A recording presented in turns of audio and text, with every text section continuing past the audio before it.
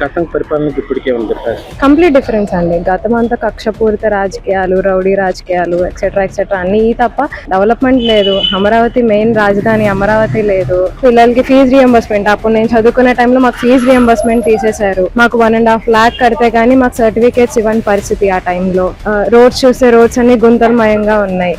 YCP government లో చేసిందేం లేదు. కూటమి ప్రభుత్వం వచ్చిన తర్వాత డెవలప్మెంట్, రోడ్స్ కానీ మెయిన్లీ యూత్ గురించి ఆలోచించి ఇన్ని కంపెనీస్ తీసుకురావడం, అమరావతి డెవలప్మెంట్ చేయడం. వైసీపీ అమరావతిని అప్పులు తీసుకొస్తున్నారు కానీ మాకు ఇటు కూడా కట్టలేదు, అది అని మాట్లాడతాం. ఎందుకంటే వాళ్ళు చూడట్లేదేమో. మేబీ జగన్మోహన్ రెడ్డి గారు పరదాలోనే వెళ్లే వాళ్ళు కదా, ఇప్పుడు కూడా అట్లానే వెళ్తున్నారేమో. మేబీ చూసుండ్రు. ఒకసారి అమరావతి వెళ్తే అక్కడ స్టార్ట్ అయిన ప్రోగ్రామ్స్ కానీ ఒకసారి వాళ్ళు కూడా వెళ్తే వాళ్ళకి కనిపిస్తాయి.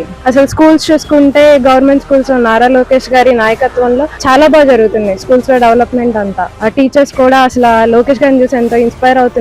ఇలాంటి ఒక ఐటీ మినిస్టర్ మాకు వచ్చారు అని టీచర్స్ కూడా చాలా ఆనందంగా ఉన్నారు. గతంలో విద్య ఎలా ఉంది? విద్య, వైద్యం ఏమీ లేదండి వైసీపీ ప్రభుత్వంలో. వాళ్ళు పదవుల కోసం వచ్చిన వాళ్ళు కానీ ప్రజల కోసం వచ్చిన వాళ్ళు కాదు.